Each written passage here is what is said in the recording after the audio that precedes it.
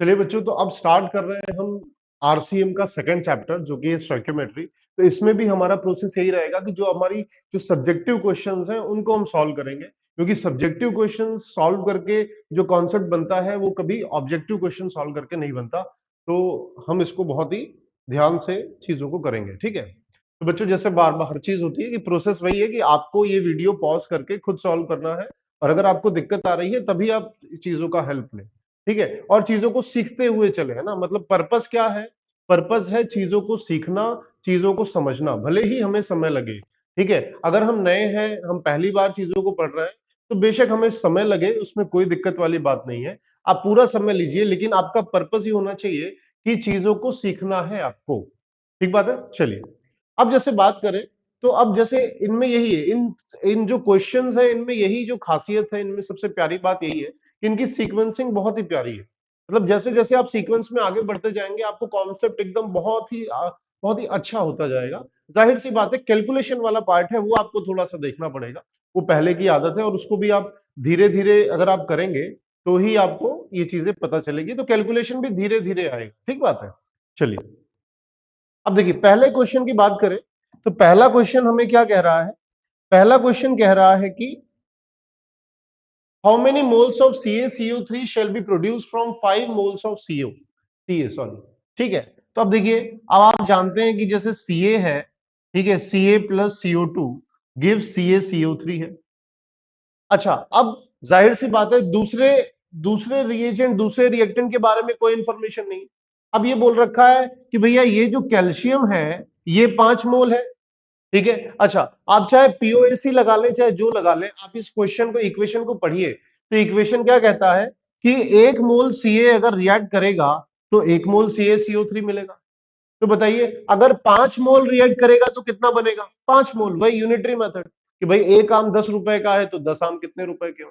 Unitary method ही पूरी chemistry, physical chemistry क्या है। मोल कॉन्सेप्ट की बात करें तो क्या है, उसके सारे जो फॉर्मूले हैं, कोई एक भी फॉर्मूला ऐसा नहीं है जो एक्सपेरिमेंटल हो। सारे के सारे फॉर्मूले कैसे हैं? यूनिटरी मेथड से हैं कि भैया एक आम 10 रुपए का है तो 10 आम कितने रुपए के, 10 आम 100 रुपए का है तो एक आम कितने रुपए का।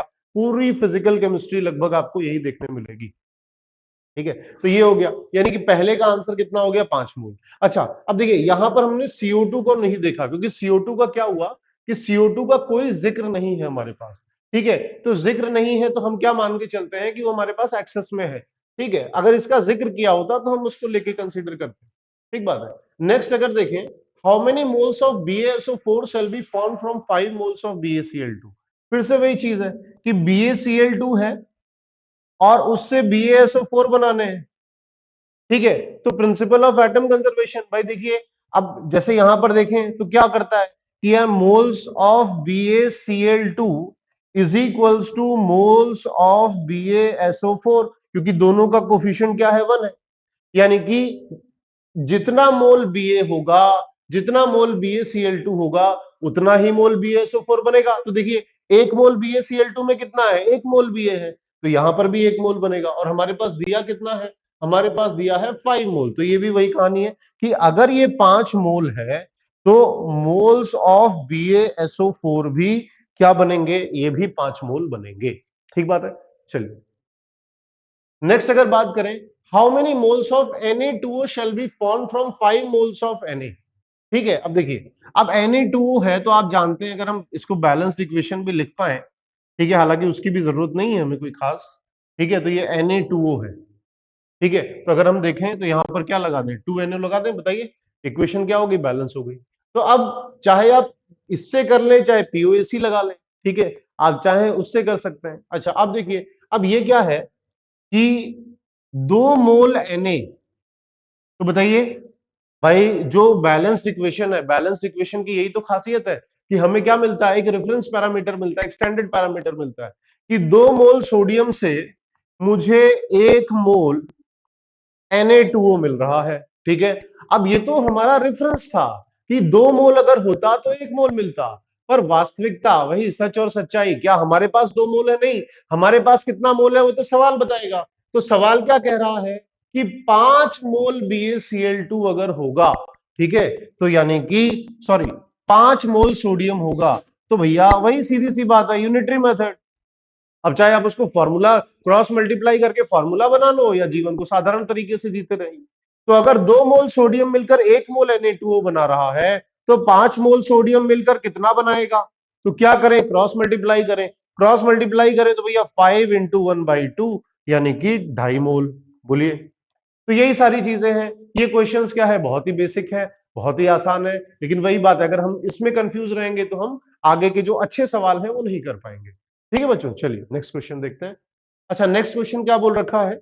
नेक्स्ट क्वेश्चन बोल रखा है what weight of oxygen will react with 40 gram of Ca। ठीक है, तो जैसे हम एक रफ इक्वेशन बनाते हैं, ठीक है, अब वही है, इसमें अब कई सारी चीजें हैं। अब आप चाहो तो इसको मोल मोल एनालिसिस से कर लो, पीओएसी लगा लो, जो मर्जी हो कर लो। ठीक है, एक वीडियो हालांकि अपन उस पर भी बनाएंगे कि मोल मोल एनालिसिस क्या है, पीओएसी क्या है ना, अपन कोशिश करेंगे वो वीडियो भी बनाने की। और आप चाहे तो कमेंट भी बता सकते हैं आपको कि कौन से जो कॉन्सेप्चुअल वीडियोज हैं वो आपको कौन से बनाने हैं, उस पर भी अपन देख सकते हैं। ठीक है, तो जैसे मैंने देखा कि रफली इस तरह से ये बैलेंस रिएक्शन होगा। अब ये बोल रखा है what weight of oxygen will react with 40 gram of Ca।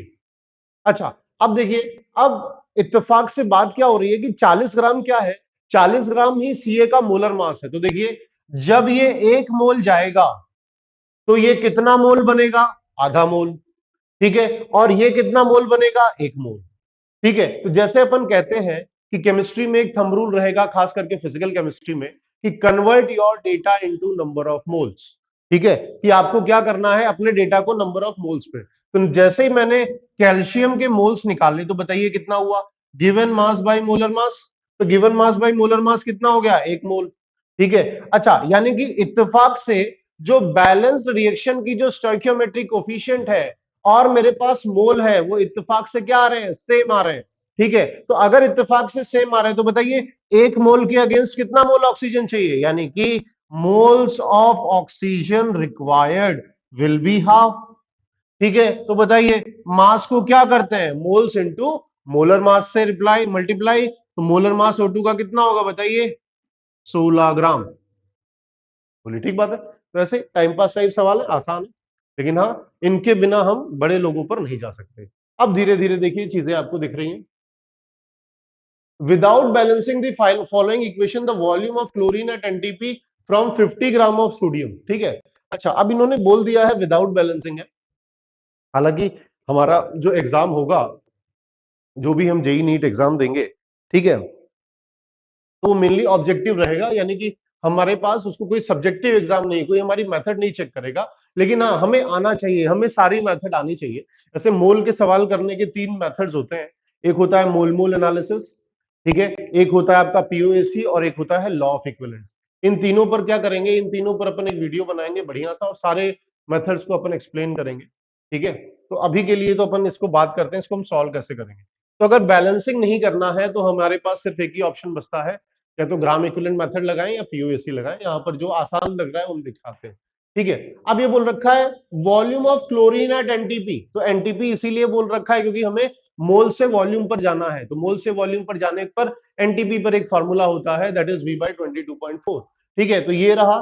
ठीक है, अच्छा, अब ये बोल रखा है NaCl। अब देखिए, अब पीओएसी कैसे काम करता है, पीओएसी का मतलब क्या है, प्रिंसिपल ऑफ एटम कंजर्वेशन। तो ये बोलेगा कि अच्छा, 50 ग्राम NaCl लिया है, तो यानी कि जितना भी क्लोरीन गैस आपको मिल रहा है, क्या मैं कह सकता हूं कि वो NaCl से ही आ रहा होगा? बस कहानी खत्म। अच्छा, 1 मोल NaCl में कितना मोल है Cl है बताइए? 1 मोल, यानी जितना मोल NaCl उतना मोल Cl, कहानी खत्म। तो पीओएसी, तो यहां पर हम क्या कर रहे हैं, हम लगा रहे हैं पीओएसी ऑन Cl। तो Cl पर अगर हम पीओएसी लगाएं तो बच्चों कैसे होगा, Cl का कोफिशिएंट, तो 1 इंटू मोल्स ऑफ NaCl। अब आपको चेक करना है और कहीं Cl है क्या, ये रहा। ठीक है, इज इक्वल्स, अब यहां पर Cl का कोफिशिएंट कितना है? 2। ठीक है, तो 2 इंटू मोल्स ऑफ Cl2, कहानी खत्म। ठीक है, अच्छा, अब देखिए 1 इंटू मोल्स ऑफ NaCl। अब NaCl का मोलर मास निकाल सकते हैं। ठीक है, ये 50 डिवाइडेड बाई, ठीक है, तो ये 35.5 और 23। ठीक है, तो कितना हो जाएगा, 58.5 is equals to 2 into V/22.4। अब ये ध्यान रहे 22.4 क्या है, लीटर में। तो आपका जो आंसर आएगा वो भी फाइनली क्या आएगा, लीटर्स में आएगा। आप इसको बड़ी आसानी से सिंप्लीफाई कर सकते हैं। ठीक बात है, पर ये ध्यान रहे आंसर, क्योंकि ये देखिए 22.4 क्या है, लीटर है, इसीलिए यूनिट्स का भी बहुत ज्यादा इंपॉर्टेंट है, क्योंकि आपने पता चला कि आपने सॉल्व करके रख दिया पर आपको यही नहीं पता कि यार मैंने जो सॉल्व किया है वो लीटर में है एमएल में है, तो कोई मतलब ही नहीं है, सारा का सारा ज्ञान आपका धरा का धरा रह जाएगा, कोई मतलब नहीं है पढ़ाई लिखाई करने का, है ना। तो यूनिट आपके लिए बहुत ज्यादा इंपॉर्टेंट है, इस चीज को समझिए। ठीक है, तो इसको आराम से सॉल्व कर लेंगे, यहां से आंसर आएगा लीटर्स में, अगर ऑप्शन एमएल में होगा तो you have to convert the litre into ml. चलिए, हाँ अब बात करते हैं ये, ठीक है, इसमें इसको हम कैसे कर सकते हैं, इसको, इसमें लिखा है 2 टन्स, ठीक है, तो मेरे ख्याल से कुंतल का होता है कन्वर्टिंग यूनिट 100, ठीक है, और टन का होता है 1000, ठीक है, तो 2 tons of iron ore containing this much 94% of Fe2O3 produces iron in pure state। फिर से वही चीज है, calculate the weight of iron, ठीक बात है। अच्छा अब यहां देखिए, यानी कि एक कोई और है, ठीक है, अब हम उससे क्या कर रहे हैं, Fe2O3 से हम Fe बना रहे हैं। देखिए पीओएसी की यही खासियत है कि आपको बैलेंस इक्वेशन लिखने की जरूरत नहीं है, पूरा खेल क्या रहेगा, पूरा खेल ये बोलेंगे अपन कि भैया जितना भी आयरन मिल रहा है, जितने भी Fe एटम्स आपको मिल रहे हैं वो Fe2O3 से ही मिल रहे होंगे, ठीक है, तो Fe2O3 यानी कि जितना मोल आयरन का Fe2O3 में होगा उतना ही मोल Fe में आएगा, क्योंकि भाई डब्बे तो बंद है, ना अंदर से कोई चीज बाहर जानी है ना बाहर से कोई चीज अंदर आनी है, तो जितने आयरन के एटम्स होंगे उतने ही आपको प्रोडक्ट में मिलने वाले हैं। तो आयरन के एटम्स, अब मैं यहां क्या कर रहा हूं, मैं लगा रहा हूं पीओएसी ऑन Fe, क्योंकि मुझे पता है कि Fe जो है वो मेरा खत्म हो जाएगा, मतलब पूरा का पूरा रिएक्टेंट प्रोडक्ट में कन्वर्ट हो चुका होगा। तो देखिए इसका कोफिशिएंट क्या है 2, तो 2 into moles of Fe2O3 is equals to moles of Fe, क्योंकि ये हमें प्योर स्टेट में मिल रहा है, यानी कि इसकी जो एटॉमिसिटी आएगी वो 1 आएगी, बस कहानी खत्म। हाँ बस ये ध्यान रखना कि 2 tons of iron ore containing 94% Fe2O3, यानी कि जो हम आयरन ओर मान रहे हैं उसमें क्या है 94% ही है, बाकी इंप्योरिटीज होती है ना, तो बाकी का जो 6% है वो क्या है आपकी, वो इंप्योरिटीज है, ठीक बात है। चलिए तो इसको अगर हम देखें तो ये क्या होगा 2 इंटू, ठीक है, अब ये क्या बोल रहे हैं गिवन मास, अच्छा 2 टन, तो 2 टन का मतलब क्या है 1000 किलो, ठीक है, तो यानी कि अगर हम देखें तो 1000 kg, ठीक है, तो यानी कि अच्छा मैं मास केजी में ले रहा हूं, अब मैंने इसको ग्राम में कन्वर्ट नहीं किया, तो जाहिर सी बात है जो आपका आंसर आएगा वो भी किस में आएगा, केजी में आएगा, ठीक है। अच्छा डिवाइडेड बाय क्या है, डिवाइडेड बाय इसका मोलर मास, ठीक है, तो Fe2O3, तो Fe2O3 यानी कि 56 इंटू 2 प्लस 48, तो 56 इंटू 2 यानी कितना हो जाएगा 112, 112 और 48 कितना होगा 160, ठीक है, तो ये हो गया साहब 160। अच्छा यहां से हो जाएगा W अपॉन 56, ठीक है, हाँ पर ये देखो अभी क्या किया है, अभी हमने मान के चला है कि जो हमने 2 टन और लिया है उसमें 100% Fe2O3 था, लेकिन उन्होंने बोला कि नहीं भैया सिर्फ 94% था, तो यानी कि आपको यहां पर 94/100 भी करना पड़ेगा कि पूरा का पूरा 2 टन, सॉरी यहां पर क्या लिया हुआ है 2 टन लिया हुआ है, ठीक है, तो 2 टन लिया हुआ है, इसका मतलब क्या हुआ कि 2000 किलो है, ठीक है, वो तो हमने पहले ही लिख दिया था, ठीक है, तो यानी कि पूरा का पूरा 2 टन आपका नहीं रिएक्ट हो रहा है, आपका कितना रिएक्ट हो रहा है, आपका रिएक्ट हो रहा है उसका सिर्फ 94%, तो 2 तो इसका था, तो 2 टन है यानी कि 2000 किलो। यहां से मास आएगा, ध्यान रखिए जो भी मास आएगा वो केजी में होगा, ठीक है, अब आपके ऊपर डिपेंड करता है कि अगर आपको ऑप्शंस ग्राम में दे रखे हैं तो अब आखिर में केजी को ग्राम में कन्वर्ट कर लीजिएगा। चलिए नेक्स्ट क्वेश्चन की बात करते हैं बच्चों। नेक्स्ट क्वेश्चन क्या कह रहा है, calculate the volume of acetylene at NTP produced by 100 gram of CaCO2 with water. अब देखिए फिर से वही चीज है कि हमें बैलेंस्ड इक्वेशन की जरूरत नहीं है। अच्छा एसिटिलीन किसको बोलते हैं C2H2, ठीक है, अच्छा अब अगर हम बात करें यहां पर तो C2, ठीक है, तो यानी कि किस पर हम POAC लगा सकते हैं, जाहिर सी बात है एसिटिलीन में क्या है C, ठीक है, तो यानी कि हम क्या लगा सकते हैं यहां पर देखिए, मैं लगा सकता हूं POAC ऑन C। तो कैसे लगाते हैं, जिस एटम का पर POAC लगा रहे हैं उसका कोफिशिएंट, ठीक है, तो यानी कि 2 into moles of CaC2 is equals to 2 into moles of acetylene. बताइए, ये 2 से 2 बड़ी बाबा निपट गया। ठीक है, अब बोल रखा है 100 ग्राम CaCO3 है और आपको क्या निकालना है, वॉल्यूम एट एनटीपी। ठीक है, तो ये 100 ग्राम है और इसका मोलर मास बताइए 40 और 24। तो 40 24 कितना होता है बताइए, 40 और 24 होता है 64। ठीक है, अब मोल्स ऑफ C2H2, तो ये तो गैस है और एनटीपी लिखा हुआ है, तो मोल्स का फॉर्मूला क्या हो गया बताइए, वो हो जाएगा V/22.4 लीटर्स। फिर से वही ध्यान रखना, बेहद आसान कैलकुलेशन है। फिर से आपको ये ध्यान रखना है कि यहां पर जो आपका V आएगा it will be in litres. ठीक है, क्योंकि हमने 22.4 लीटर लिखा हुआ है। बार बार मैं कह रहा हूं क्योंकि यहां पर बहुत गलतियां होती हैं, हमारा यूनिट्स की वजह से बहुत तगड़ा दिक्कत आती है बच्चों को। ठीक है, तो यूनिट्स पर बहुत ज्यादा ध्यान देना है। तो यहां से सॉल्व करेंगे, जो भी V का आंसर आएगा it will be in litres, है ना, ये ध्यान रखिएगा, आसान कैलकुलेशन है। नेक्स्ट अगर बात करें तो अब देखिए नेक्स्ट क्या कह रहा है कि how many litres of detonating gas. ठीक है, तो सबसे पहले डेटोनेटिंग गैस क्या होता है कि जो H2 और O2 का मिक्सचर है उसी को हम क्या कहते हैं, इसी को हम डेटोनेटिंग गैस बोलते हैं। ठीक बात है, चलिए। At NTP in the decomposition of 0.1 mole of water by electric current. ठीक बात है, कोई दिक्कत नहीं। अच्छा, अब ये बोल रखा है कि how many litres of detonating gas, यानी H2O2 का। तो इस बार क्या है, इस बार इन्होंने किसी एक का नहीं पूछा कि अच्छा चलो H2 का बताओ, अच्छा चलो O2 का बताओ, इन्होंने क्या पूछा है, पूरे को क्लब करके पूछा है। ठीक है, तो आप जानते हैं H2O को डिकम्पोज, देखो केमिकल रिएक्शन क्या है, जुगाड़ से लिखनी है। दिक्कत क्या है कि भाई ये सारी चीजें एक्सपेरिमेंटल है, तो ये अपन को एक्सपेरिमेंट करने को तो दिया नहीं जाएगा कि अपन को दिखेंगी चीजें। ठीक है, तो अपन को पेन और पेपर पर लेकर चलना पड़ेगा, तो थोड़ा सा दिमाग में जुगाड़ करना है कि अच्छा पानी को डिकम्पोज करना है और डिटोनेटिंग गैस H2O2 होना चाहिए, यानी प्रोडक्ट में H2O2 होना चाहिए। चलो इसको बैलेंस कर देते हैं। देखिए कहीं भी अगर आप रिएक्शन को बैलेंस कर पा रहे हैं तो उससे अच्छी चीज जीवन में कोई नहीं है। बैलेंस्ड इक्वेशन मतलब अगर आप केमिस्ट्री के छात्र हैं, केमिस्ट्री के स्टूडेंट हैं, जेई नीट की तैयारी कर रहे हैं, फिजिकल केमिस्ट्री सॉल्व कर रहे हैं और अगर आपको सामने बैलेंस्ड इक्वेशन दिख गई, यानी कि भाई दुनिया में उससे अच्छी चीज कोई नहीं है, क्योंकि अगर बैलेंस्ड इक्वेशन दिख गई फिर तो आप उसकी ऐसी की तैसी कर सकते हो। ठीक है, तो हमारी पहली प्रायोरिटी यही रहनी चाहिए कि हम किसी भी तरह से बैलेंस्ड इक्वेशन लिख पाए, क्योंकि अगर हम बैलेंस्ड इक्वेशन लिख पा रहे हैं तो चीजें हमारे लिए बड़ी सरल हो जाएगी, बड़ी ही आसानी से मोल मोल एनालिसिस से हम अपना आंसर ले पाएंगे। हाँ, किसी कारणवश अगर हम बैलेंस्ड इक्वेशन लिखने में असमर्थ हो रहे हैं, हम नहीं लिख पा रहे, तभी हम दूसरे मेथड्स, जिसको अपन पीओएसी और लॉ ऑफ इक्विवेलेंस बोल रहे हैं, तभी हम दूसरे मेथड्स पर जाएंगे, वरना हम कभी नहीं जाएंगे। बोलिए ठीक बात है। चलिए, तो अब मुझे लग रहा है कि मैं बड़ी ही आसानी से इसको बैलेंस कर पा रहा हूं, तो कहानी खत्म है। अच्छा, अगर इसको करने के कई तरीके हैं, देखिए अगर 1 मोल H2O डिकम्पोज होता तो 1 मोल H2 और आधा मोल O2 बनता।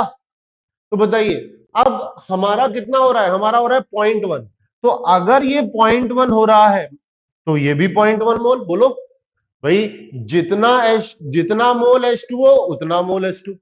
ठीक है भाई, ये 1 मोल था, ये 1 मोल, तो ये अगर 0.1 है तो ये भी 0.1। अच्छा, ये 1 था तो ये 1 का आधा, तो अगर ये 0.1 है तो ये क्या हो जाएगा, 0.1 का आधा। ठीक है, तो ये तो डिकम्पोज हो गया, ये तो है नहीं। तो आपके डब्बे में अब कौन कौन सी गैसेस बची हैं, आपके डब्बे में गैसेस बची हैं H2 और O2। अच्छा, आपको कलेक्टिवली पूछा जा रहा है, आपको टोटल पूछा जा रहा है, आपको इंडिविजुअली तो पूछा नहीं जा रहा कि नहीं भैया सिर्फ H2 का बताओ, सिर्फ O2 का बताओ। ठीक है, तो यानी कि टोटल मोल्स ऑफ गैसेस बताइए कितना हो गया, 0.1 प्लस 0.1/2। ठीक है, आप इसको सॉल्व कर सकते हैं बहुत आसानी से, कितना हो जाएगा 0.3/2। ठीक है, तो अब आपको वॉल्यूम पूछा हुआ है, तो वॉल्यूम क्या होता है बताइए एनटीपी पर। ठीक है, 22.4 इंटू मोल्स। ठीक है, इससे आसान कैलकुलेशन तो हो ही नहीं सकती। बोलिए, तो यानी कि फिर से वही बात है कि ये किस में आएगा, ये लीटर्स में आएगा। हो सकता है हमारा आंसर किस में हो, एमएल में हो, सेंटीमीटर क्यूब में हो। ठीक है, तो किसी भी यूनिट में हो सकता है। तो अगर हमें यूनिट का पता रहेगा तो हम बड़ी ही आसानी से इसको कर पाएंगे। बोलिए, ठीक बात है?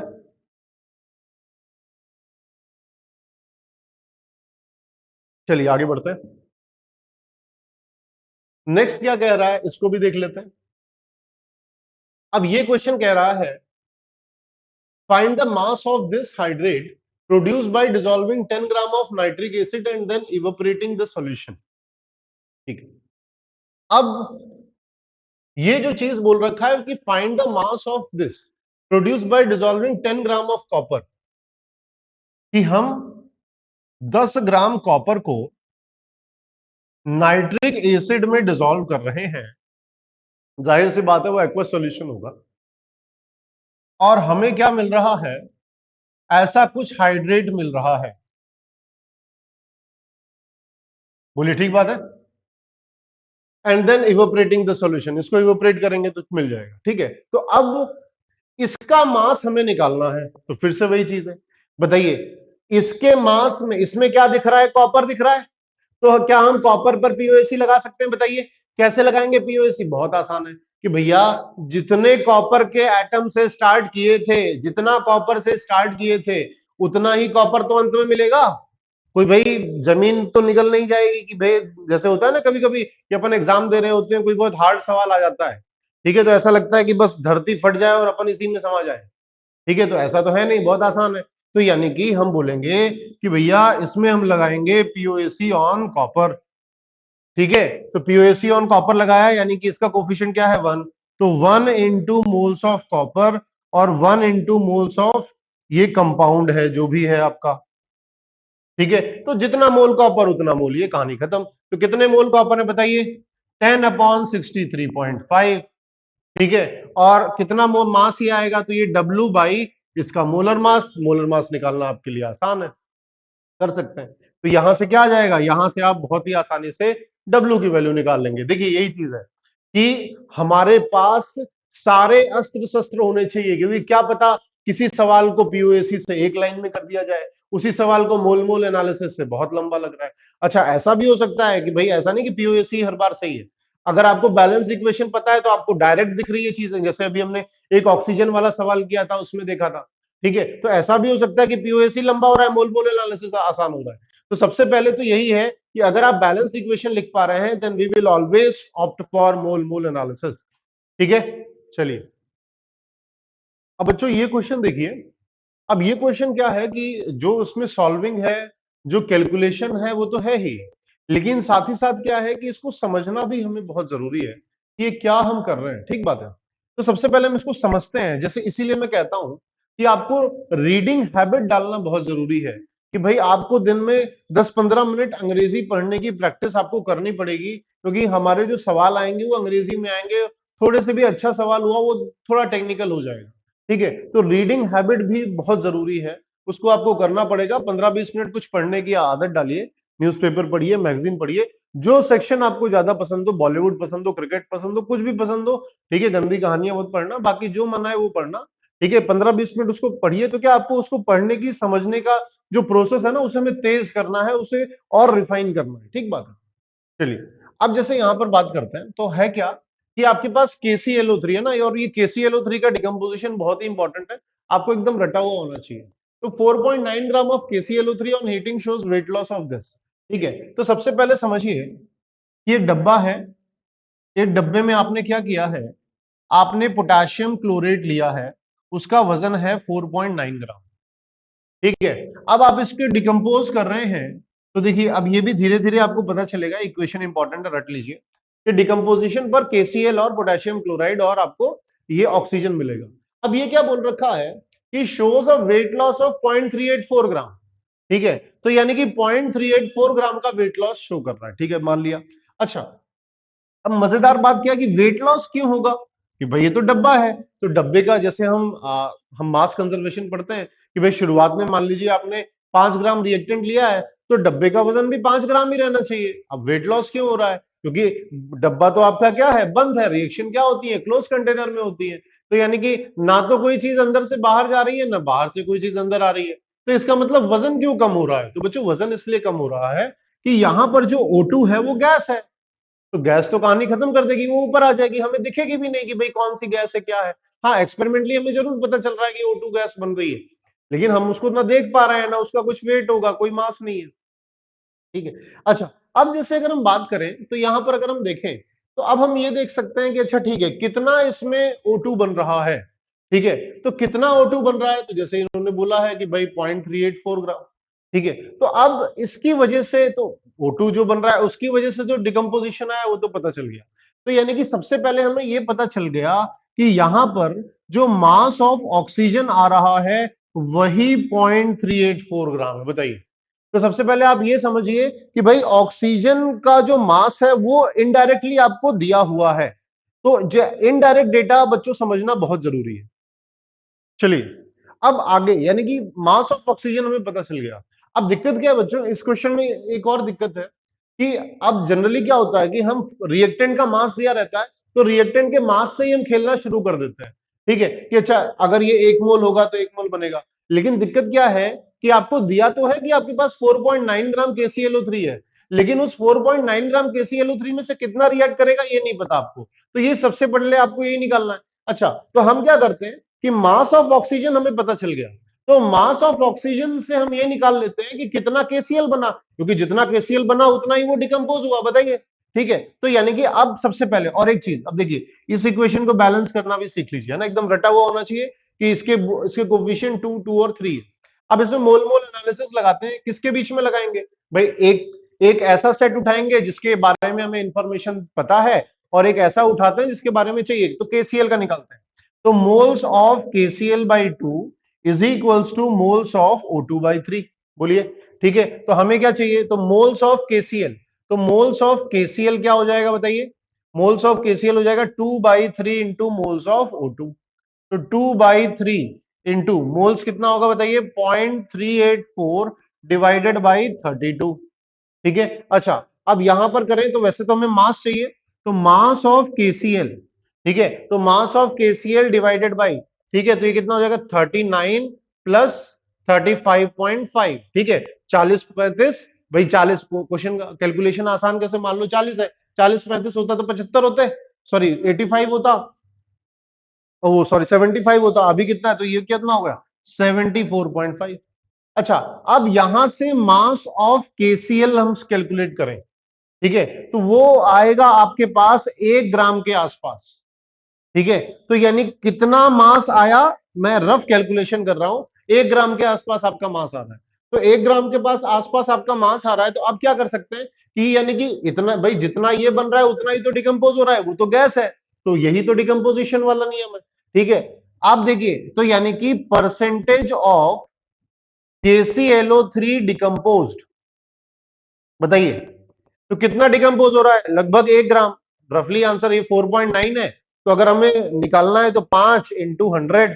ठीक है, तो अगर हम देखें तो लगभग कितना हो रहा है 20%। भाई परसेंट इसमें लिखा हुआ है ना, देखिए what percentage of the original mixture decompose. हालांकि ओरिजिनल नहीं भी लिखा होता तो हम ओरिजिनल में से ही देखते कि भाई 4.9 या लगभग 5 ग्राम मिला था, लगभग 1 ग्राम चला गया, तो लगभग, अब देखिए ये सारा लगभग वाला है, अप्रोक्सीमेशन है, लेकिन हाँ आसपास आंसर आ जाएगा। अप्रोक्सीमेशन की यही प्यारी बात है कि आपको ये टीचर से सीखना है, टीचर ने 10 12 15 20 साल लगा दिए हैं तब जाके उसके पास ये चीज हुनर आई है। ठीक है, तो एक्सपर्ट का जो फायदा होता है आपको यही होता है कि जैसे मैं 10 साल से पढ़ा रहा हूं तो मेरा 10 साल का एक्सपीरियंस आप 1 घंटे में ले रहे हैं। ठीक है, इसी चीज का आप पैसा दे रहे हैं, समझ रहे हैं, तो इसीलिए एक्सपीरियंस का कोई विकल्प नहीं है। ठीक है, जैसे बोला भी जाता है कि experience is the father of wisdom. ठीक है, एक्सपीरियंस के आगे सब फेल है। चलिए नेक्स्ट क्वेश्चन की बात करते हैं। नेक्स्ट क्वेश्चन क्या कह रहा है, नेक्स्ट क्वेश्चन कहते हैं, अब जैसे मिक्सचर वाले सवाल है, अब देख रहे हैं आप कि हमने शुरुआत में, आप देखिए कि शुरुआत में हमने कैसे क्वेश्चन से स्टार्ट किया था और अब हम कैसे क्वेश्चंस पर आ रहे हैं। ठीक है, तो आपको वो दिखेगा लेवल आपका इस, और आपका भी लेवल इसी तरह से बिल्डअप होगा। ठीक है, कि when mixture of this and this was heated for a long time the weight decrease by 50%। देखिए, अब आप देख पा रहे हैं कि चीजें कैसे रिलेट हो रही है। अब जिसने, जैसे मान लीजिए ये आपका 9वां सवाल है, अब जो 9th क्वेश्चन ऐसे जैसे होता है ना, कभी कभी अपन हिट एंड ट्रायल करते हैं, चीजों को ऑर्गेनाइज तरीके से ना करना, जैसे होता है ना इंडिया में जुगाड़ बहुत चलता है, लेकिन जुगाड़ से 1-2 दिन जीना हो तो सही है, जी लो। 3 दिन जीना हो, 1 साल जीना हो, जी लो। लेकिन जिंदगी तो लंबी होती है ना, 70-80 साल की, 60-50 साल की तो होती है। ठीक है, तो लंबा जीवन जीना है तो हमें जुगाड़ से काम नहीं चलेगा, हमें उसके लिए चीजों को सीखना पड़ेगा, अपने अंदर एक्सपर्टीज लानी पड़ेगी। ठीक है, अब देखिए अब क्या कह रहा है कि जैसे मैं कह रहा था कि डायरेक्टली 9वां सवाल कोई करेगा वो नहीं कर पाएगा, लेकिन जो 8th के बाद 9th करेगा वो 100% कर लेगा, या 100% नहीं तो भी 70-80% जनता सॉल्व कर लेगी। ठीक है, तो यही फायदा है इन किताबों का। जैसे फिजिक्स में एच सी वर्मा है, वो भी ऐसे ही चीज है, सीढ़ी चढ़ने जैसा है। ठीक है, यहां पर आरसीएम है, यहां पर भी यही चीज आपको मिलेगी। ठीक है, तो अब देखिए अब इसमें क्या कह रहा है कि आपके पास एक मिक्सचर है MgCO3 और CaCO3 का। अब जाहिर सी बात है, इसको डिकम्पोज करोगे तो एक तरफ आपको क्या मिलता है, MgO plus CaO plus CO2। अच्छा, अगर किसी को ये लगता है कि यार ये रिएक्शन कैसे लिख देते हैं, जैसे वो मीम चलता है कि कहां से आ जाते हैं लोग, कौन है ये लोग, तो बेटा ऐसा कुछ नहीं है, रिएक्शन किसी को नहीं पता चलता। अगर आप पहली बार पढ़ रहे हैं तो आपको दिक्कत आएगी और वो दिक्कत नॉर्मल है, पर उसको अपन क्या करें कि कोई इक्वेशन जब मास्टर लिख रहा है तो आप देख लीजिए कि अच्छा ये इक्वेशन अब हमें याद रखनी है, तो इक्वेशंस आपको याद रखनी पड़ेगी। ठीक है, और इनऑर्गेनिक ऑर्गेनिक की तो कहानी अलग है, वहां तो सब कुछ याद रखना रहता है। ठीक है, तो कोशिश करें कि जो जो चीजें आपको दिखती जाए वो आप याद करते जाएं, इंपॉर्टेंट है वो। ठीक है, अच्छा अब इन्होंने क्या बोला है, अच्छा अब दूसरा बात देखिए, परसेंटेज में खेल रखा है। तो परसेंटेज में खेल रखा है इसका मतलब क्या है, जैसे परसेंट, सेंट माने होता है 100, तो यानी आउट ऑफ 100, यानी 100 में से कितना। तो यानी कि क्वेश्चन ही चाह रहा है कि आप इनिशियल डेटा 100 मान लें, यानी कभी भी डेटा परसेंटेज में दिया हो और इनिशियल डेटा ना दिया हो तो आप क्या कर सकते हैं, आप अपने डेटा को 100 मान सकते हैं। ठीक है, तो मैं क्या कर रहा हूं, मैं यहां पर एक लाइन लिख रहा हूं जो आप बचपन से करते आ रहे हैं, पर आपने कभी इसके बारे में इतना सोचा नहीं होता कि let the mass of mixture be 100 gram. मुझे ये क्यों स्ट्राइक हुआ, मुझे ये इसलिए स्ट्राइक हुआ कि जो डेटा दिया था वो परसेंटेज में दिया था और मिक्सचर का इनिशियल कोई भी डेटा मेरे पास नहीं था। ठीक है, अच्छा फिर दूसरा, अब दूसरा क्या है 50%। अच्छा टोटल 100 ग्राम है, तो किसी को भी जैसे मान लेते हैं कि मैंने इसको मान लिया x ग्राम। ठीक है, अगर ये x ग्राम हुआ तो बताइए ये कितना हो गया, 100 माइनस एक्स, बस कहानी खत्म। ठीक है, तो यही चीज होता है कि जैसे अंग्रेजी में एक कहावत है कि take a step forward and you will reach your goal. तो हम क्या करते हैं, वो पहला कदम वो बहुत इंपॉर्टेंट होता है। हम अपने जीवन में पहला कदम उठाने में बहुत देर कर देते हैं, तो जितनी जल्दी हम पहला कदम उठाएंगे हम अपने लक्ष्य की तरफ उतनी जल्दी और उतनी आसानी से बढ़ेंगे। तो जब आप चीजों को पास जाकर देखते हैं ना, दूर से चीजें बड़ी दिखती हैं, जब आप पास जाकर देखते हैं तो आपको लगता है कि नहीं यार अपन जैसे लोग ही करते हैं, अपन कर सकते हैं ना। ठीक है, अच्छा अब क्या बोल रहा है कि there is a the weight decrease by 50%। अब देखिए फिर से वो पिछले सवाल वाली चीज, अब वेट डिक्रीज क्यों हुआ भैया, ये सॉलिड था, ये सॉलिड था, ये सॉलिड है, ये सॉलिड है और ये है गैस। ठीक है, तो यानी वेट डिक्रीज इसलिए हुआ होगा क्योंकि भाई डब्बा तो बंद था, तो यानी मास कंजर्वेशन लगेगा।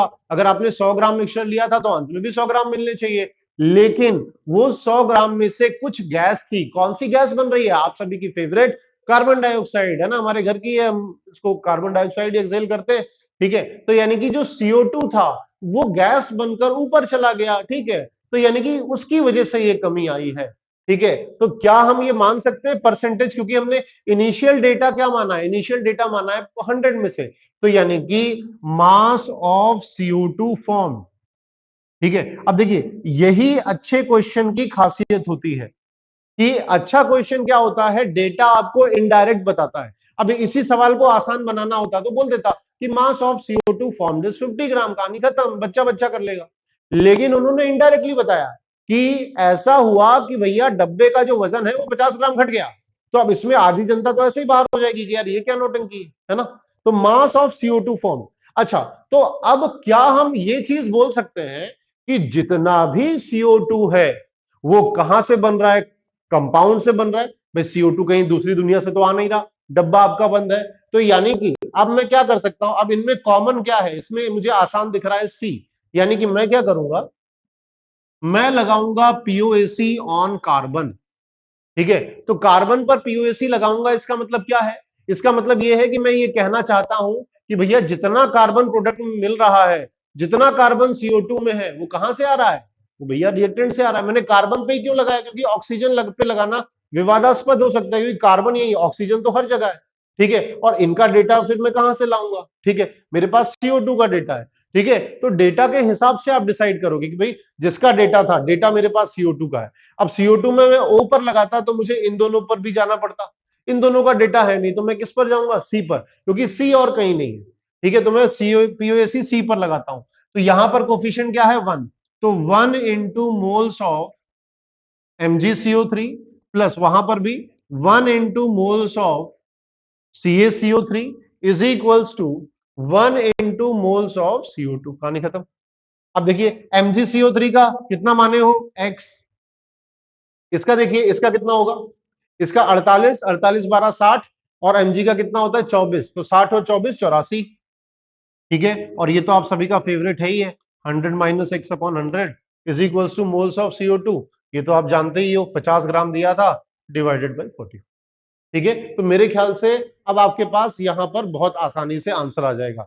अच्छा देखिए, अब हमें पूछा है परसेंटेज, ठीक है, तो जो x आएगा, जो 100 माइनस एक्स आएगा, वही हमारा डायरेक्ट आंसर होगा। बच्चे क्या करते हैं, वही है, अगर हम पूरी चीज नहीं समझेंगे, भाई हमने 100 में से ही तो माना था कि भाई 100 में से 50% था तो 50 ग्राम कर दिया, तो जितना x की वैल्यू आएगी उतना परसेंट MgCO3 डिसोशिएट हुआ, या उतना परसेंट रहा होगा, जितना 100 माइनस एक्स आएगा उतना CaCO3 रहा होगा, क्योंकि हम शुरुआत का मिक्सचर हमने 100 मान लिया था, तो अब हमें वापस से परसेंटेज में कन्वर्ट करने की जरूरत नहीं है। यही खासियत है, यही फायदा होता है कि अगर आप परसेंटेज में डेटा दिया है तो इनिशियली आप क्या मान लो, इनिशियल 100 मान लो। अब ये सब ऐसे सवाल है बच्चों की आपको 2-3 बार करने पड़ते हैं, ठीक है। तो जितना बार आप करेंगे उतनी बार आप चीजों को सीखेंगे, आपको दिखेगा कि नहीं यार चीजें अच्छी हो रही हैं, पर वही है कि आपको करनी पड़ेगी।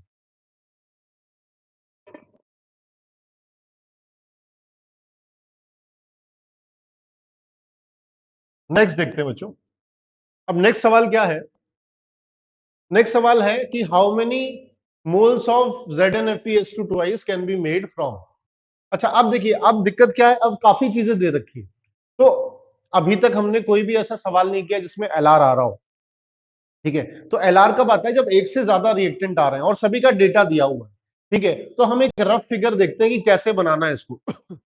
अब LR में क्या है कि आपको बैलेंस इक्वेशन बहुत जरूरी है, और मेरे ख्याल से बैलेंस इक्वेशन इसमें बनाना आसान है, ठीक है। तो देखिए आपके पास क्या है, जिंक है, Fe है और S है, इससे कौन सा कंपाउंड बना रहे हैं बताइए, इससे बना रहे हैं ZnFeS2 का होल ट्वाइस, ठीक है। तो अब जिंक कितना है बताइए, बैलेंस करते चले, जिंक एक ही है। आयरन बताइए कितने हैं, आयरन 2 है, ठीक है। सल्फर कितने हैं, 2 2s are 4, ये 4, ठीक है। तो देखिए बैलेंस हो जाएगा। तो ये बैलेंस इक्वेशन हो गई, ये LR निकालने के लिए बैलेंस इक्वेशन की जरूरत है। अच्छा अब इन्होंने बोल रखा है कि Zn इतना है, इतना 2 ग्राम जिंक है, तो moles of zinc 2 divided by 65 given mass upon molar mass. Moles of iron 3 divided by 56, moles of sulphur 4 by 32, बताइए। अच्छा अब अगर हम देखें तो हम क्या करते थे, अगर आपको ध्यान हो तो LR कैसे निकालते थे, moles divided by coefficient, moles divided by coefficient, moles divided by coefficient. तो ये रेशियो जिसका सबसे कम आएगा वही आपका क्या कहलाएगा बताइए, वही आपका क्या हो जाएगा, LR। अब आप चेक कर सकते हैं, ठीक है, किसका कम है किसका ज्यादा है। तो अगर आप देखेंगे तो जैसे यहां पर देखें तो 4/32, ठीक है। तो अगर अपन यहां देखें तो 2/65, तो ये तो आपका 2/65 ही है। यहां पर 3/56 इंटू 2 है, और यहां पर 4/32 इंटू 4 है, ठीक है। तो जब आप देखेंगे तो आपको कौन सा सबसे कम मिलेगा, आपको ये वाला, ठीक है, ये वैल्यू आपकी सबसे कम आएगी, यानी कि ये, ठीक है। तो ये रेशियो आपका सबसे कम हुआ। अगर ये रेशियो सबसे कम हुआ इसका मतलब क्या हुआ, यही LR है। तो भाई वही वाली बात है ना कि 3 लोगों से मिलकर एक चीज बन रही है। LR क्या है, LR आपका वो कंपाउंड है, वो मटेरियल है, वो सब्सटेंस है जो रिएक्शन में सबसे पहले खत्म हो रहा है।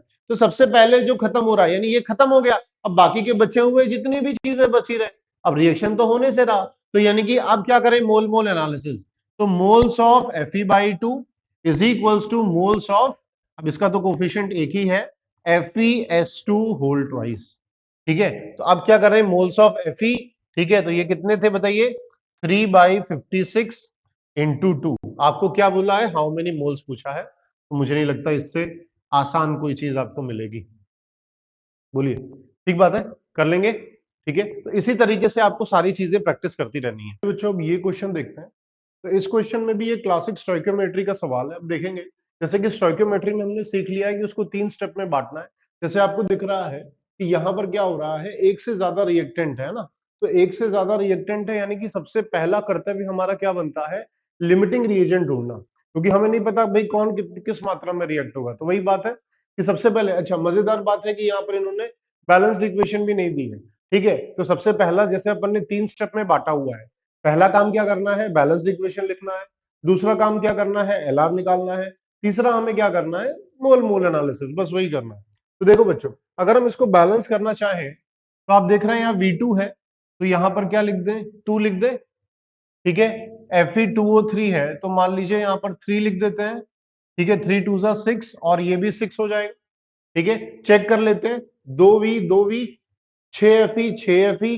ठीक है, 2 और ऑक्सीजन देखें तो यहाँ पर कितने हो रहे हैं, 6 5 11, यहाँ देखिए 9 2 11। ठीक है, तो यानी कि रिएक्शन हमारी बैलेंस हो चुकी है, तो पहला स्टेप क्लियर है। ठीक है, अच्छा अब जैसे ये, अब ये कुछ ऐसे इक्वेशंस है जो आपको ध्यान रखना पड़े, हो सकता है एग्जामिनेशन में आ जाए, तो हम नहीं, पहली बार अगर बैलेंस कर रहे हैं तो हो सकता है हमें दिक्कत हो, तो इसीलिए बच्चों बोला जाता है कि आप ज्यादा से ज्यादा चीजों को क्या करिए, इसको प्रैक्टिस करिए। ठीक बात है, चलिए। तो अब जैसे यहां पर हम देखें तो ये क्या कर सकते हैं बच्चों, तो अब जैसे अपन यहां बात करें तो अपन बोल सकते हैं कि अच्छा अब मुझे क्या करना है, एलआर निकालना है। तो एलआर कैसे निकालते हैं बताइए, moles of VO divided by 2। ठीक है, तो moles of VO divided by 2 is equals to moles of Fe2O3 divided by 3। बोलिए, ठीक बात है। अच्छा, अब जैसे यहां पर हम बात करें तो वीओ, वीओ यहां पर क्या है, वीओ आपका वेनेडियम है, वेनेडियम का मेरे ख्याल से 51 एटॉमिक मास होता है। ठीक है, तो यानी कि यहां देखिए मास कितना दिया है वीओ का, 2 ग्राम। ठीक है, तो 2 डिवाइडेड बाई, तो 51 plus 16, 51 plus 16 is 67, divided by 2 पहले से था। यहां पर अभी हम इक्वल टू वाला साइन नहीं लगा रहे। ठीक है, अच्छा दूसरा अगर हम यहां देखें Fe2O3, तो Fe2O3 बच्चों कितना है, Fe2O3 है 5.75 डिवाइडेड बाय Fe2O3, तो Fe का कितना होता है 56, तो 56 इंटू 2 112, 112 और 48 160। ठीक है, अब ये इंटू 3 है। ठीक है, तो आप देख रहे हैं नीचे का जो डिनोमिनेटर है वो ज्यादा ही बड़ा आ रहा है। ठीक है, एग्जैक्ट कैलकुलेशन करें, या जैसे हम लोग इतने सालों से कर रहे हैं तो हमें एक्सपीरियंस हो जा रहा है। ठीक है, कि डिनोमिनेटर क्या हो रहा है, बहुत बड़ा आ रहा है। जैसे यहाँ पर देखिए, इसमें ये लगभग कितना हो रहा है, ये आपके 2 गुना या 2.5 गुने का डिफरेंस है, इसमें 3 गुने का, इसमें काफी ज्यादा डिफरेंस है। ठीक है, तो यहाँ पर अगर आप सॉल्व भी कर लेंगे तो आप देखेंगे कि ये रेशियो कम आ रहा है, यानी कि बच्चों एलआर क्या हुआ, ये हुआ। तो बस, यानी कि ये क्वेश्चन क्या था, ये क्वेश्चन में कोई खास कॉन्सेप्ट था ही नहीं, ये तो बड़ा आसान सा सवाल था। ठीक है, तो इसमें हमने क्या किया, सिर्फ एलआर कर लिया। ठीक है, तो यानी कि अब देखिए, तो एलआर है, तो अब क्या करते हैं, पहले 2 स्टेप हमारे कंप्लीट हो चुके हैं और दूसरे स्टेप पर आते हैं। ठीक है, तो यानी कि तीसरा स्टेप क्या करता है, मोल मोल एनालिसिस। किसका निकालना है बताइए, V2O5 का मास निकालना है। और कैसे निकालेंगे V2O5 का, तो एक अपन लेते हैं एलआर। एलआर आपका क्या है, मोल्स ऑफ Fe2O3/3। ठीक है, इज इक्वल्स टू, अब जिसका निकालना है मोल्स ऑफ V2O5, बहुत आसान है। तो बताइए मोल्स ऑफ Fe2O3 कितना होगा, वही जैसे अभी लिखा था, given mass upon molar mass 160 into 3। अब ये given mass upon V2O5, V2O5 कितना होगा, 51 2 जा 51 इंटू 2 102, 102 और 80, तो ये कितना होगा 182। तो यहां से आपको बड़ी आसानी से वेनेडियम पेंटॉक्साइड का मास आ जाएगा। ठीक है बच्चों, तो ये बेसिक से सवाल रहते हैं, तो इसमें आपको डरना नहीं होता है, बस स्टेप बाय स्टेप आपको सॉल्व करते जाना है। चलिए बच्चों, अब नेक्स्ट क्वेश्चन देखते हैं। अब नेक्स्ट क्वेश्चन क्या है कि जैसे इसमें बहुत ही अच्छी टेक्निक यूज होती है, जिसे पीओएसी कहते हैं। हालांकि हमने कई बार पहले भी काफी बार यूज की हुई है। तो होता क्या है कि क्वेश्चन दिखने में बड़ा ही डरावना सा लगता है, पर होता वो काफी आसान सा है। तो इसीलिए बोलते हैं कि आपको डरने की जरूरत नहीं है, आपको बस लेकर क्या है, पेन कॉपी लेकर शुरू हो जाना है, क्वेश्चन को कर लेना है, ठीक है। अब इसमें अगर हम बात करें बच्चों, तो यहाँ देखिए equal weights of mercury and iodine, ठीक है। तो यानी कि Hg और आपका जो I2 है ये रिएक्ट हो रहे हैं, और लास्ट में अगर आपको बता रहे हैं कि ये मर्क्यूरस और मर्क्यूरिक, ठीक है, ये दो चीज आपको बना रहे हैं।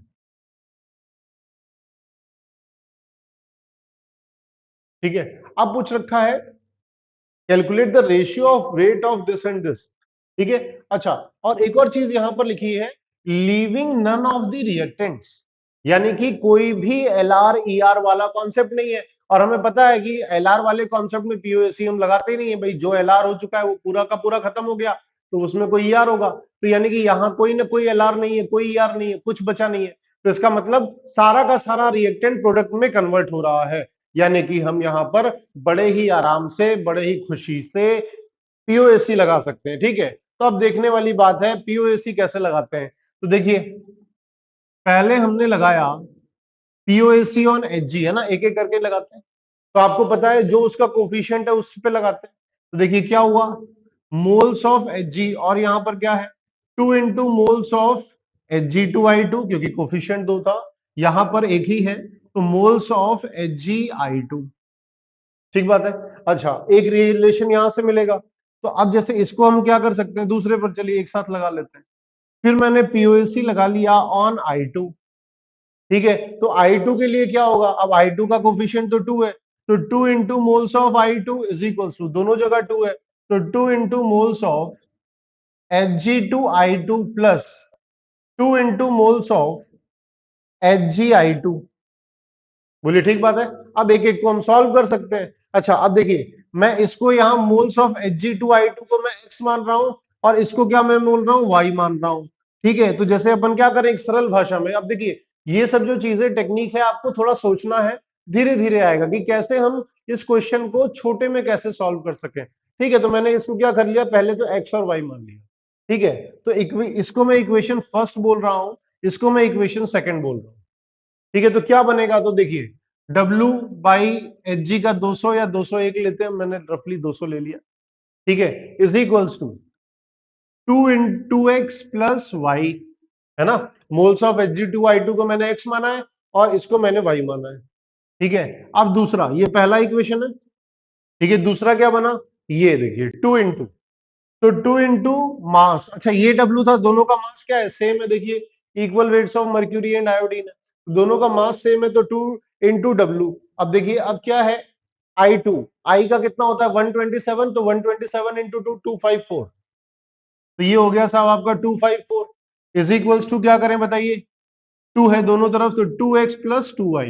ये ध्यान के रखिए कि मैंने क्या माना है, x माना है मोल्स ऑफ Hg2I2 को, और y माना है मैंने मोल्स ऑफ Hgi2 को, ठीक है, ये हमने कर दिया। अच्छा, अब आप चाहें तो इसको क्या कर सकते हैं, इसको 127 लिख सकते हैं। अच्छा, ये इक्वेशन सेकंड हो गया। अब मैं इन दोनों को क्या कर रहा हूं, डिवाइड कर रहा हूं। तो डिवाइड करूंगा तो देखिए जाहिर सी बात है डब्ल्यू डब्ल्यू निपटेगा, क्योंकि सेम था। अब क्या करें, 127 को ऊपर ले आएं, तो बताइए क्या होगा, 127 डिवाइडेड बाई 200, ठीक है। अच्छा, अब यहां पर देखिए क्या बना, 2x plus y divided by 2x plus 2y। इसको थोड़ा सा सिंप्लीफाई कर लें, अगर इसको सिंप्लीफाई करते हैं तो देखिए कितना बनेगा, 127 इंटू 2x, तो वही 254x, ठीक है, फिर प्लस 254y, बताइए इक्वल्स टू, अब ये 200 है, तो ये कितना होगा 400x प्लस 200y। बोलिए, अब इसको हम सिंप्लीफाई कर लें, ठीक है। अब ये देखिए 200y को इधर बुला लें, तो 200y को इधर बुला लिए तो कितना हो गया बताइए, ये हो गया 54y, 254 माइनस 200। अच्छा, फिर दूसरा इसको इधर भेज दें, 400x माइनस 254, तो ये कितना हो जाएगा बताइए 136x, ठीक है। यानी कि यहां से आपके पास क्या वैल्यू आ गई, यहां से आपके पास आ गया x बाई वाई। आपको किसका रेशियो बनाना था बताइए, Hg2I2 और Hgi2 को। Hg2I2 को हमने क्या माना था, x, तो x बाई वाई आ गया आपके पास 54 बाई 136। लेकिन ये तो क्या है, ये तो मोल्स का रेशियो है, आपको मोल्स का रेशियो थोड़ी पूछा है। आपको तो मास का रेशियो पूछा है, ठीक है। तो मास का रेशियो क्या होगा बताइए, तो यानी कि mass of Hg2I2 divided by molar mass. Molar mass बताइए कितना होगा फटाफट, 200, 200 इंटू 2 400, और ये 254 है ना, 127 था, ठीक है। तो ये कितना हो गया 654, ठीक है। y क्या है, मोल्स ऑफ Hg2, तो 200 और ये कितना हो गया 254, यानी कि आपका 454, तो यानी कि into mass of Hgi2 divided by molar mass. तो मोलर मास कितना हो रहा है 200, ये 127 इंटू 254, 254 प्लस 200, ठीक है। तो ये कितना हो गया 454 इज इक्वल्स टू कितना आ रहा था 54 अपॉन 136। तो बच्चों बड़ा सिंपल सा है, मतलब गणित तो है, जाहिर सी बात है, पर ये सारी चीजें आपको तुरंत आंसर दे देगी। तो इसमें जो आपको मेन चीज याद रखना है कि क्यों हमने पीओएसी लगाया। हमने क्यों पीओएसी लगाया, क्योंकि एक लाइन लिखी हुई थी जो हमें बहुत ही कॉन्फिडेंट बना रही थी कि कोई भी रिएक्टेंट आपका बचा नहीं है, ठीक है। तो अगर आप उसको इस तरह से पढ़ते हैं कि भाई कब पीओएसी लगाना है, कब पीओएसी नहीं लगाना, तो आप चीजों को बहुत ही आसानी से कर लेंगे। चलिए बच्चों, अब नेक्स्ट क्वेश्चन देखें। तो नेक्स्ट क्वेश्चन क्या है कि एक कह रहा है कि भाई आपके पास एक मिक्सचर है, ठीक है। अब इसमें बोल रखा है, अब इसमें थोड़ा सा रेडॉक्स टाइट्रेशन का भी यूज किया है, हालांकि इसमें एन फैक्टर का इतना यूज नहीं है क्योंकि डायरेक्ट आपको नॉर्मेलिटी दे दी गई है, ठीक है। तो अब बोल रखा है फॉर कंप्लीट ऑक्सीडेशन, यहां पर भी देखिए एक क्लू दे रहा है कि पूरा का पूरा निपट रहा है, ठीक है, कंप्लीटली ऑक्सीडाइज हो रहा है। Calculate the number of moles of hydrated ferric sulphate.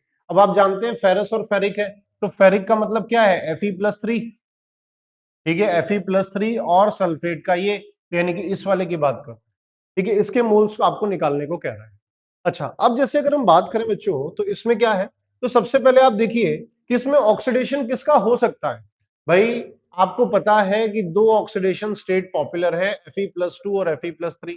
तो Fe+3 से +4 तो जाएगा नहीं, यही तो पॉसिबल है, ठीक है। तो यानी कि ऑक्सीडेशन किसका होगा Fe+2 का, ठीक है। तो यानी कि जो KMnO4 जो कि आपका बहुत ही पॉपुलर ऑक्सीडाइजिंग एजेंट है, वो खुद को क्या करता है, रिड्यूस करता है, ठीक है। अब देखिए इन्होंने इस क्वेश्चन में नॉर्मेलिटी नहीं दिया, अगर वो नॉर्मेलिटी दे दिया, अगर मान लीजिए नॉर्मेलिटी नहीं देता तो हमें क्या करना पड़ता, एन फैक्टर का यूज करना पड़ता, पर उसकी हमें जरूरत यहां नहीं महसूस हो रही, ठीक है। तो उसकी जरूरत महसूस नहीं हो रही तो बड़े आराम से कर सकते हैं। तो हम क्या कर सकते हैं, क्योंकि कंप्लीटली ऑक्सीडाइज कर रहा है, ठीक है।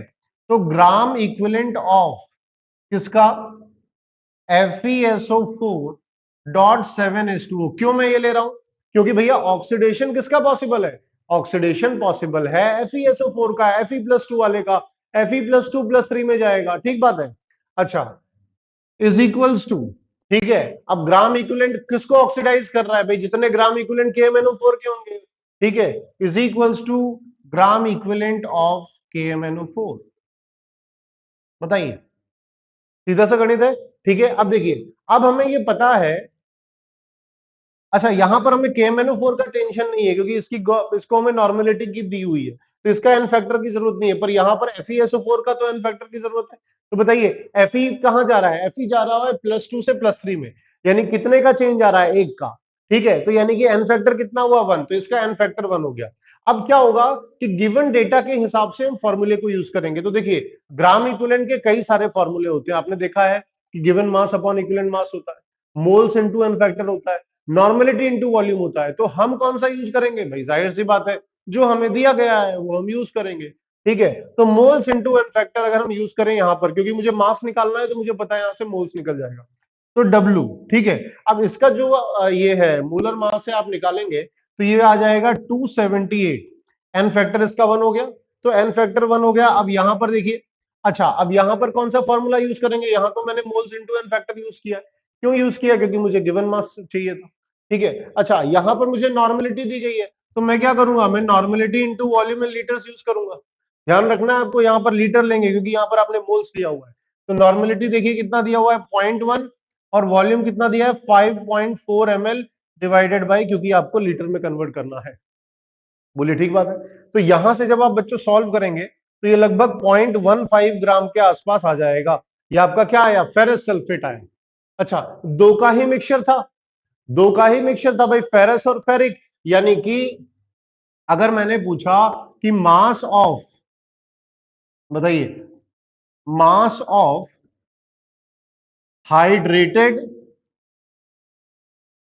फेरिक सल्फेट, ठीक है, तो कितना हो गया भाई, शुरुआत में कितना था, 5.5, 5.5 से कितना माइनस कर लिया आपने, 0.15 जितना माइनस कर लिया, बताइए कितना बचेगा, 5.35 जस्ट, ठीक है, तो यानी कि 5.35 ग्राम तो अभी भी आपके पास है। तो बस अब आपको इसका मोल्स निकालना है, तो मास आपको पता चल गया, ठीक है, तो मोल्स ऑफ, तो given mass upon molar mass, ठीक है, मोलर मास इसका कितना आता है 562, तो बड़े आराम से आपका आंसर यहां से मैच हो जाएगा। तो देखिए अब यहां पर रिडॉक्स टाइट्रेशन यूज हुआ, ग्राम इक्विवेलेंट यूज हुआ, तो क्वेश्चंस की कैसे क्लबिंग होती है आप यहां पर ये देख सकते हैं। चलिए बच्चों नेक्स्ट क्वेश्चन देखते हैं। तो anhydrous sodium sulphate can absorb water vapour and be converted to decahydrate, ठीक है, डेकाहाइड्रेट का मतलब पानी के 10 मॉलिक्यूल उसके पास चिपक जाएंगे, यानी कि अगर आप देखना चाहें तो आपको इस तरह से देख सकते हैं कि Na2SO4 plus 10H2O gives Na2SO4 dot 10H2, ठीक है, तो ये क्या हो गया आपका डेकाहाइड्रेट हो गया। By how many grams would the mass of 1 gram sample thoroughly dried increase if expose to sufficient water vapour, ठीक है, सफिशिएंट यानी एक्सेस में है वाटर वेपर की चिंता नहीं करनी है, ठीक है, ह्यूमिडिटी रहती है अपने पास, ठीक है, तो अगर हम Na2SO4, एनहाइड्रस का मतलब सूखा, ठीक है, बिना पानी के, उसमें पानी का कंटेंट नहीं है, तो ये एनहाइड्रस है, ठीक है, मॉइस्चरलेस, तो अगर मैं एनहाइड्रस Na2SO4 को एक्सपोज कर दूं एक sufficient amount of water vapour पे, यानी वाटर वेपर की हमारे पास कमी नहीं है, पानी की अपन को ऐसी दिक्कत नहीं होती, ठीक है, तो कितना जो ये है आपका सैंपल था एनहाइड्रस वाले में कितना इंक्रीज होगा ठीक है, तो बहुत साधारण सी गणित बैठ रही है, कैलकुलेशन भी बड़ा आराम सा बैठ रहा है, ठीक है, तो अब अपन क्या कर रहे हैं कि मोल मोल एनालिसिस से सीधा सीधा देख लेते हैं कि भाई देखिए एक मोल के बदले में तो हम क्या कर रहे हैं कि कितना आपका डेकाहाइड्रेट कितना बना ये निकाल लें, ठीक है, तो जितने का इंक्रीज हो रहा है, ठीक है, तो एक मोल से एक मोल डेकाहाइड्रेट बन रहा है, ठीक है, तो मोल मोल एनालिसिस लगाएं, तो यानी कि moles of sodium sulphate is equals to moles of decahydrate, यानी सोडियम सल्फेट डेकाहाइड्रेट, ठीक है, तो यहां देखिए कितना मास लिए हो आप शुरुआत में बताइए, 1 ग्राम सैंपल आपने लिया है, तो 1 divided by molar mass Na2SO4, काफी फेमस कंपाउंड है, कितना होता है इसका, इसका होता है 142 डिवाइडेड बाय, ठीक है, तो ये मास, ठीक है, तो गिवन मास कितना आया, गिवन मास हमें निकालना है डिवाइड बाय मोलर मास, ठीक है, तो इसका कितना होता है आप निकाल सकते हैं 322 आएगा, ठीक है, तो यानी कि यहां पर अगर आप देखेंगे तो लगभग 2.26 2.25 ग्राम जैसा है, तो ये क्या है, ये आपका मास ऑफ डेकाहाइड्रेट है, ठीक है, तो यानी कि अब ये नहीं पूछा है कि आपका मास ऑफ डेकाहाइड्रेट कितना बना, आपको पूछा कि सैंपल में जो पानी यानी मॉइस्चर जुड़ गया है उसमें मास में इजाफा कितना आया, तो बताइए कितना आया भाई, शुरुआत में कितना था 1 था, अब बढ़कर कितना हो गया 2.26 या 2.25, यानी लगभग 1.25 ग्राम का मास में इजाफा आया है, यानी कि इंक्रीमेंट आया है, ठीक है, तो इंक्रीमेंट तो बढ़िया चीज होती है, तो आप देख रहे हैं चीजें छोटी सी होती हैं पर आपको डरा दिया जाता है, ठीक है, तो चलिए अब नेक्स्ट क्वेश्चन पे चलते हैं, ठीक है, अब नेक्स्ट क्वेश्चन देखिए बड़ा ही इंटरेस्टिंग सा क्वेश्चन है, इसमें हम क्या कर सकते हैं, बहुत ही भयंकर कंफ्यूजन होता है और बहुत ही बढ़िया प्रोफाइल है, कोई भी आप अच्छी किताब करेंगे तो आपको ये सवाल आपको जरूर मिलेगा इस तरह का, ठीक है, कि अ partially dried clay sample contains, कि एक पार्शियली ड्राइड है यानी पूरा ड्राइड नहीं है, आधा अधूरा ड्राइड होगा, ठीक है, 50% of silica and 7% of water, ठीक बात है, the original clay contain 12% of water, मतलब जो इसके भी पहले पार्शियली ड्राइड था यानी कि इसको सुखाकर बनाया गया, ठीक है, तो यानी कि ओरिजिनल वाला अलग था, पहले आपके पास क्या था, आप ये देखिए आपके पास क्ले का ओरिजिनल सैंपल था, ठीक है, अब इसको आपने पार्शियल ड्राई किया, ठीक है, तो ये क्या बन गया आपके पास ड्राइड सैंपल बन गया, तो होता क्या है कि आपको चीजों को अच्छे से समझना है कि वो क्या कहना चाह रहा है, तो ये पार्शियली ड्राइड सैंपल हुआ, ठीक बात है, अब इसमें बोल रखा है the original clay contain 12% of water. तो देखिए परसेंट का सबसे पहला और सबसे आसान तरीका यही है कि भैया इनिशियल को क्या मान लो, 100 मान लो। तो हम क्या मान रहे हैं कि जो ओरिजिनल क्ले था मेरे पास, ठीक है, जो मेरे पास ओरिजिनल क्ले था, मैं उसको मान रहा हूं कि भैया ये 100 ग्राम का है। ठीक बात है। अच्छा, ये 100 ग्राम का है। अच्छा, अब इसमें से ओरिजिनल क्ले में वो बोल रहा है कि 12 ग्राम क्या है आपके पास, बताइए। 12 ग्राम पानी है, 12% है तो 12 ग्राम पानी है ओरिजिनली। अच्छा, तो यानी कि अब बचा कितना, 88 ग्राम, 88 ग्राम। तो 88 ग्राम में मुझे दिख रहा है, क्वेश्चन से पता चल रहा है कि इसमें एक और चीज है जिसे सिलिका कहते हैं। ठीक है, तो यानी कि 88 ग्राम में जो बाकी की बची हुई सिलिका है, और मान लीजिए कोई इंप्यूरिटीज होगी, कुछ भी होगा, तो बाकी का वो 88 ग्राम में आ गया। ठीक बात है। चलिए, तो ये हमने यहां पर देखा। अच्छा, अब दूसरे पर आते हैं। अब हम कहां से डेटा उठा सकते हैं? तो अब देखिए, अच्छा दूसरा क्या बोल रखा है कि जो पार्शियली ड्राइड है, ठीक है, तो पार्शियली ड्राइड जो है उसमें 7% पानी है। ठीक है, अब ओरिजिनल, अब ये ओरिजिनल सैंपल का 7% नहीं है, ठीक है, जो पार्शियली ड्राइड था, यानी कि इस वाले सैंपल में आपके पास 7% पानी है। अब क्या इस डेटा से हम कुछ कर सकते हैं? तो चलिए लिखने की कोशिश करते हैं कि पार्शियली ड्राइड सैंपल में 7% पानी है, इसका मतलब क्या है? तो 7% पानी है तो मान लीजिए 7/100 या 7 लिखा। अब यहां पर पानी, जो पार्शियली ड्राइड सैंपल था उसमें पानी की मात्रा, जैसे अगर मैंने ओरिजिनल 100 ग्राम माना तो उसमें पानी की मात्रा कितनी थी, 12 ग्राम। जो पार्शियली थोड़ा बहुत सूखा हुआ कैंपस, वो आपका ये क्ले का सैंपल था, उसमें कितना हो गया? तो मान लेते हैं, जैसे अभी तक हमने कुछ माना नहीं है, तो मान लेते हैं कि ये x ग्राम है। बोले ठीक बात है। अच्छा, परसेंटेज निकाल रहे हैं पानी का, तो नीचे बताइए, नीचे क्या करते हैं, पूरे सैंपल का मास लिखते हैं। अच्छा बताइए, जब आप इसको ड्राई कर रहे हैं तो सिलिका और इंप्योरिटीज थोड़ी चले जाएंगे, कंकड़ पत्थर थोड़ी जाएंगे, वो तो वहीं के वहीं रहने वाले हैं। तो क्या करते हैं, जिसका परसेंटेज निकाल रहे हैं उसको न्यूमरेटर में डिवाइडेड बाय टोटल मास। तो टोटल कितना है, x प्लस 88 ग्राम। 88 ग्राम में आपका सिलिका भी होगा और ये भी चीज होगी, तो इंटू 100। बताइए, तो यहां से तो बहुत आसानी से चीज आ जाएगी। ठीक है, तो यानी कि अगर आप देखें तो 7 into x plus 88 is equals to 100x। ठीक है, तो यानी कि ये कितना हो जाएगा, ये हो जाएगा 7x प्लस 7 8 जा 56, 7 8 जा 56 plus 5 61 is equals to 100x। ठीक है, तो यानी 100x minus 7x, 93x is equals to 616। ठीक है, तो x is equals to 616 by 93। अब आपको पता है कि ये 93 9 6 54 होता है, तो 6 पॉइंट समथिंग। ठीक है, तो यानी कि यहां पर एक रफ वैल्यू में लिख रहा हूं, आप एग्जैक्ट सॉल्व कर लीजिएगा। ये कितना आया, 6.5 ग्राम। यानी कि एक मजेदार बात पता चल गई कि जो पार्शियली ड्राइड सैंपल था, इसमें पानी कितना था, इसमें पानी था 6.5 ग्राम। लो, अब तो जो मर्जी है वो कर लो। ठीक है, अच्छा अब देखिए, अब क्या करें, अब पूछा क्या है, अब पूछा है find the percentage of silica in the original sample. Original sample में सिलिका कितना था? अच्छा देखिए, सुखाने से क्या सिलिका पर कोई असर पड़ेगा? नहीं पड़ेगा, सिलिका तो जितना पहले था उतना ही रहेगा।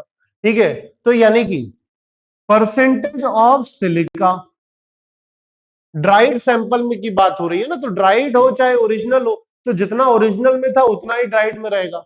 ठीक है, तो सिलिका का मास नहीं पता, एक्स इसको माने थे, वाई मान लेते हैं, डिवाइडेड बाय टोटल मास। तो बताइए टोटल क्या होगा भाई, उसमें क्या था, पानी का मास, और ये हमने टोटल मास ही तो लिया था भाई, पानी का mass plus silica plus impurities. तो पानी का mass plus silica plus impurities into 100। और ये बताइए कितना दिया हुआ है, 50%। तो बस इससे आसान तो कुछ हो नहीं सकता। ठीक है, तो ये देखिए कितना आया, 2i, 52 जा, तो यानी 2y, x की वैल्यू आपको पता 6.5। ठीक है, तो 88 प्लस 6 94.5 ग्राम। ठीक है, तो यहां से आपका y कितना आ जाएगा बताइए, लगभग 47 ग्राम। तो ये 47 ग्राम क्या है, ये आया आपका मास ऑफ सिलिका। ठीक है, तो मास ऑफ सिलिका आया, तो इसका मतलब क्या है तो भाई क्योंकि सिलिका जितना रहेगा वो तो ओरिजिनल सैंपल में भी उतना ही रहेगा। तो अब हमने पहले से ही 100 ग्राम माना था, तो इसमें से सिलिका कितना हुआ, लगभग 47 ग्राम, यानी कितना परसेंट सिलिका हो गया, 47%। ठीक है बच्चों, तो ये था। तो अब आगे के क्वेश्चन हम अगले वीडियो में करेंगे। ठीक है, तब तक आप प्रैक्टिस करते रहिए। आप देख पा रहे हैं कि चीजें मुश्किल नहीं है, चीजें आसान है, बस हमारी कितना आप लोग उस पर एफर्ट डाल रहे हैं कि हम बहुत जल्दी, हमारी आदत होती है एज अ स्टूडेंट, हम बहुत जल्दी पेन डाउन करते हैं। तो पेन डाउन आपको बिल्कुल नहीं करना है। इस तरीके से आप देखें, छोटे छोटे कॉन्सेप्ट है, आप बड़े आसानी से इसको कर सकते हैं।